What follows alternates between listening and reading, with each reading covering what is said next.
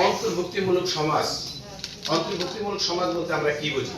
অন্তর্ভুক্তিমূলক সমাজ বলতে সমাজের যে সকল নাগরিক রয়েছেন, যে সকল অধিবাসী রয়েছেন, তাদেরকে সবাইকে নিয়ে সমাজের অগ্রগতি সাধন করা। আইনের শাসন প্রতিষ্ঠার মাধ্যমে দেশের সার্বিক উন্নয়ন সাধন। ৩. প্রতিবন্ধিতা বিষয়ক যাবতীয় কার্যক্রমের সমন্বয় সাধন এবং জাতীয় পর্যায়ে নীতি নির্ধারণ ও নীতি বাস্তবায়ন বিষয়ে কার্যকর ভূমিকা। ধন্যবাদ সঞ্চালককে। আজকের প্রোগ্রাম 34তম আন্তর্জাতিক প্রতিবন্ধী দিবস এবং 27তম জাতীয় প্রতিবন্ধী দিবস।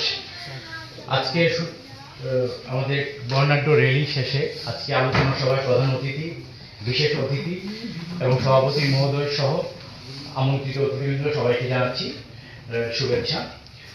আজ 3 ডিসেম্বর জাতিসংঘের তত্ত্বাবধানে 1992 সাল থেকে এই দিবসটি উদযাপিত হয়ে আসছে। জাতিসংঘ কর্তৃক নির্ধারিত এবারের প্রতিপাদ্য বিষয় fostering disability inclusive societies for advancing social progress. তো এটার প্রসঙ্গে আমার একটু ব্যক্তিগত অনুভূতি ব্যক্ত করতে চাই যে আমাদের বাংলাদেশ পুলিশের যে থানাগুলো আছে, থানাগুলোতে যারা সেবা প্রার্থী হন, সকল নাগরিকের আইনের সমান আশ্রয় এবং সমানভাবে সেবা পাওয়ার একটা বিধান, আইন বলেন, সংবিধান বলেন, সর্বত্র রয়েছে। এই জেলা এবং 39টি উপজেলায় প্রতিবন্ধী সেবা ও সাহায্য কেন্দ্র সম্পূর্ণ বিনামূল্যে বিভিন্ন ধরনের থেরাপি, বিশেষ করে যেমন physiotherapy, speech and language therapy, occupational therapy সহ সার্বিক থেরাপিউটিক প্রোগ্রাম সম্পূর্ণ বিনামূল্যে পরিচালিত করে আসছে। এদের মধ্যে 10 জনকে আমরা অ্যাসিস্টিভ ডিভাইস দিতে পেরেছি। সেজন্য আমরা কিশোরগঞ্জের সমাজসেবা কার্যালয়ে এবং প্রতিবন্ধী সেবা ও সাহায্য কেন্দ্রকে ধন্যবাদ জানাচ্ছি। তাদের সহযোগিতায় আমরা এই ডিভাইসগুলো তাদেরকে দিতে পেরেছি এবং 4 জনকে সাদা ছড়ি দিতে পেরেছি, যেটা সেন্সিটিভ সাদা ছড়ি ছিল। তো সবাইকে ধন্যবাদ। আমার এনজিও ভাই বোনেরা সকলের প্রতি আমার আন্তরিক শুভেচ্ছা, অভিনন্দন ও ভক্তিপূর্ণ সালাম। আমি একজন শারীরিক প্রতিবন্ধী, আমার নাম মোহাম্মদ ইব্রাহিম।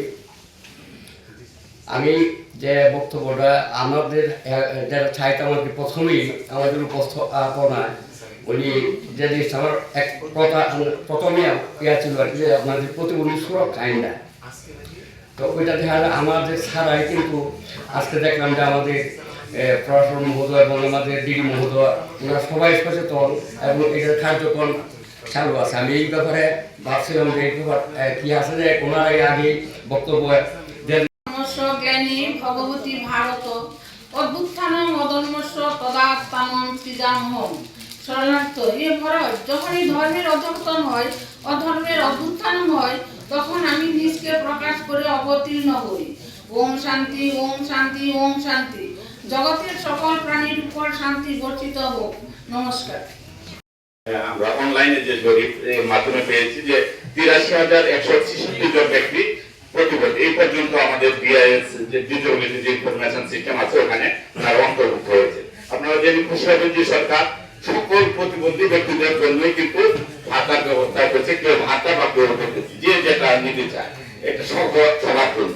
বর্তমানে প্রতিবন্ধীদের যে আবেদন অনলাইনে আমরা যে ভাতা বা উপবৃত্তির আবেদন কিন্তু চলছে এবং এটা সরকার বৃদ্ধি করছে। আগামী ৩০শে ডিসেম্বর পর্যন্ত প্রতিবন্ধী ব্যক্তিরা যাদের শুধুমাত্র সুবর্ণ নাগরিক কার্ড আছে। সমাজসেবা অধিদপ্তরের বিপুল সম্মানিত সভাপতি উপপরিচালক স্যার, প্রধান অতিথি হিসেবে উপস্থিত হয়েছেন নবনিযুক্ত কিশোরগঞ্জের জেলা প্রশাসক জনাব মোহাম্মদ আসলামুল্লাহ স্যার এবং উপস্থিত বিশেষ অতিথি, এবং যাদের জন্য আজকে আমাদের আয়োজনটা হচ্ছে, এখানে যারা প্রতিবন্ধী আছেন তাদেরকে আমার সংগঠন সুতরা সমাজ কল্যাণ সংস্থার পক্ষ থেকে অনেক অনেক শুভেচ্ছা জানাই। আমি একটি কথা বলছি, একটি কবিতা আছে, কি যাতনা বিষে কবুয়াশি বিষে ধ্বংসিনী জানে। যদি সাপে যদি কাউকে কোনোদিন ধ্বংস না করে তাহলে সে সাপের ব্যাপারটা বুঝতে পারে না। তো এখানে যারা প্রতিবন্ধী আছেন তাদের যে বিষয়টা, আমি একবার প্রায় 20 বছর আগে মোটরসাইকেল অ্যাক্সিডেন্টে আমি প্রায় 2 মাস বেড রেস্টে ছিলাম। তো লাস্টের সময়টা যখন আমি বাসা থেকে বের হতাম, যারা আমাকে চিনে তো জানে যে মোটরসাইকেল অ্যাক্সিডেন্ট করছিলাম। আর যারা না চিনে তাদের যে একটা দৃষ্টিকটু একটি যে অবস্থান, তখন আমি রিয়েলাইজ করতাম যে প্রতিবন্ধীদের যে তাদের যে মনের কষ্টটা। এরপর থেকে আমি প্রতিজ্ঞা করেছিলাম জীবনে যদি সুযোগ আসে আমি প্রতিবন্ধীদের জন্য কাজ করবো। পরবর্তীতে